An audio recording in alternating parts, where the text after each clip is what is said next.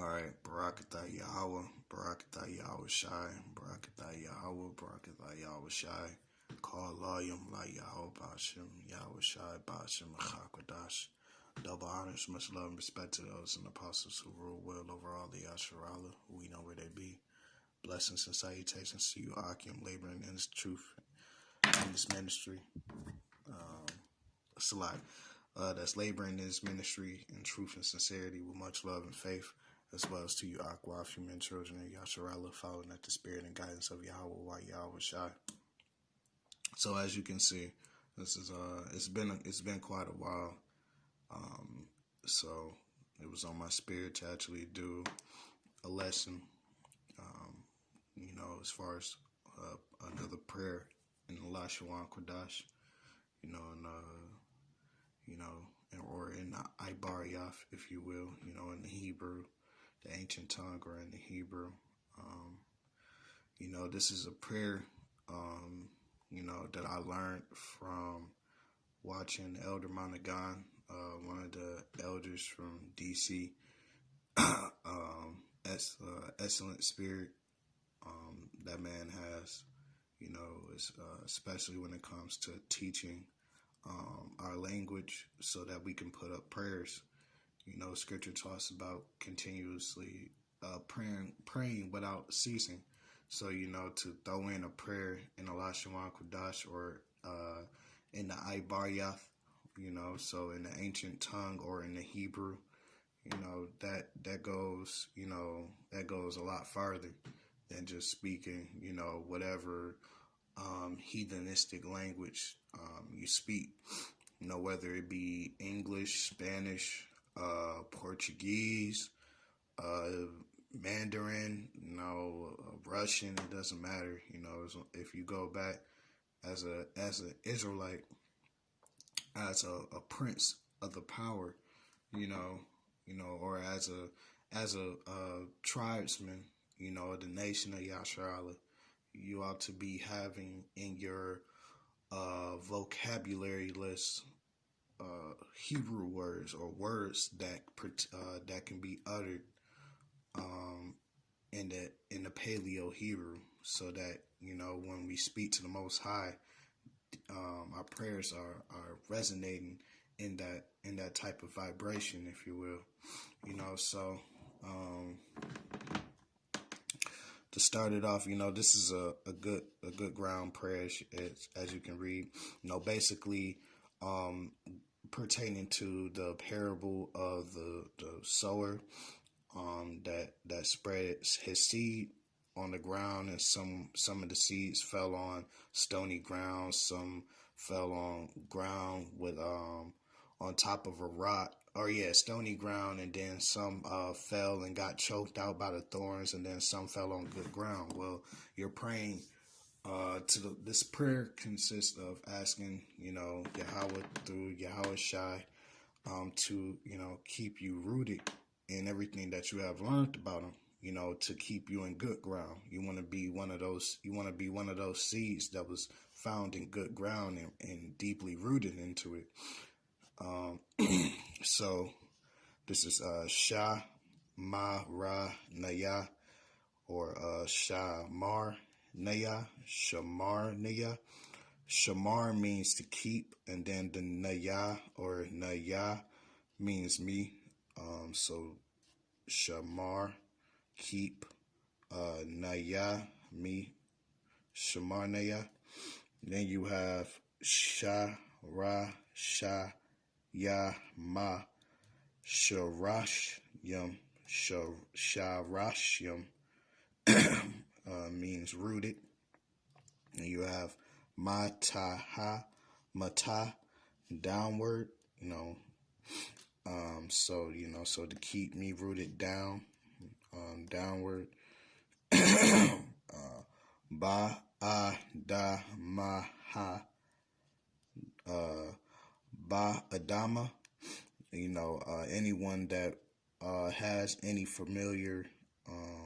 is familiar with some of the Hebrew, Adama is the name of Adam, so Adam or Adama means ground, because of the whole, the situation of how human beings came to existence on this planet was being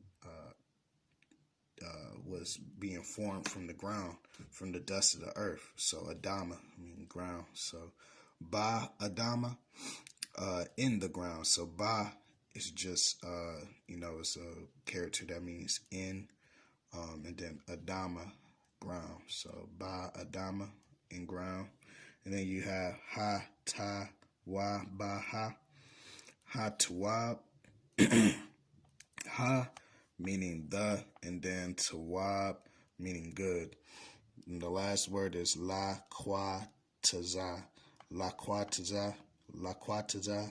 So La meaning two, and then Quataza means an ending, or the end, or end. So to, or La Quataza, to the end. So Shamarnaya, there you go. Shamarnaya, Sharashim, Mata, Ba Adama, Hatawa, Lakwataza. That's how you would say it. So keep me rooted downward in the ground, or keep me rooted downward in the good ground, till the end. That's how you would that's how you would loosely translate it into English. But there you go. There you have it with that. And then what I also do, just to help give some type of mindset to how you should be thinking when you read a prayer such as this. Myself, when I went over this prayer myself, this was one of the scriptures that came to mind. Psalms, the first chapter, and verse 3. And well, really, you can start at the top. Blessed is the man that walketh not in the counsel of the ungodly, nor standeth in the way of sinners, nor sitteth in the seat of the scornful. But his delight is in the law of the Lord, and his law doeth he meditate day and night. And if you can look at yourself, and your conscience doesn't convict you, and you can look at this passage with glee, with some type of smile on your face that resonates with your being, then this should help you as far as have a good heart towards the Lord when you say a prayer such as the one that was such I went over earlier. This is the third verse. And he shall be like a tree planted by the river of water, that bringeth forth his fruit in his season. His leaf also shall not wither, and whatsoever he doeth shall prosper. So when you read a scripture like this, you should be desiring to be planted, be a tree such as the one described in Psalms 1 and 3. To be planted by the rivers of water that bringeth fruit in the proper season. You don't want to be one of those fruits that Yahawashi cursed because it did, or you didn't want to be one of those trees that Yahawashi cursed because it didn't produce fruit. You want to be you want to be of substance. You want to be resourceful. You want to be good. You want to be a good fruit. But in order to have good fruit, you got to start off as a good tree, So praying that you are one of those seeds that was cast into good ground and kept and you're kept in that good ground. A prayer such as that, especially that is cultivated in a mind that's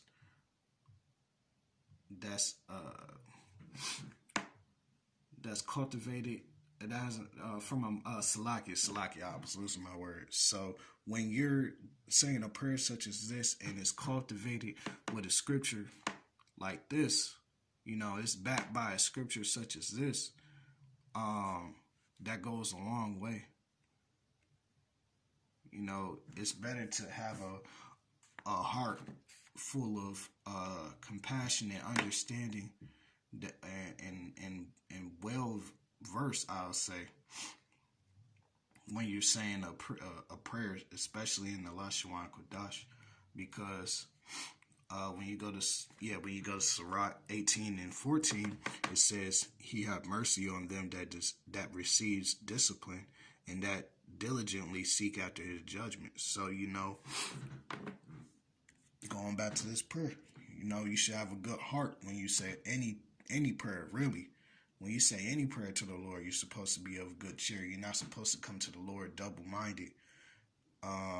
You know, not thinking that you're never supposed to go to the Lord thinking that it's oh, well, you know, well, I know, Lord, you said, but, you know, maybe, but, nah. And whenever you're asking of anything of the Lord, you're supposed to go to Him with a strong mind.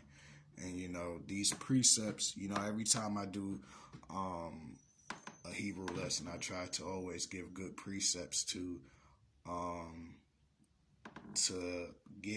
paint a picture of how your mind should be, especially saying a prayer in the Lashwan Kodash, you know, in the Ibarya. When you speak in the Hebrew, your mind should really be strong, especially in precepts to help, like I said, help cultivate your mind. You know, your mind is the land, and so to speak, when you're tilling seeds of good thoughts. And when you have a prayer such as this, you know, it only pushes the spirit for the spirit and the essence of this prayer forward. You know, any prayer really, when you cultivate your mind in good thoughts and good precepts, you know, it only brings forth the essence of the prayer.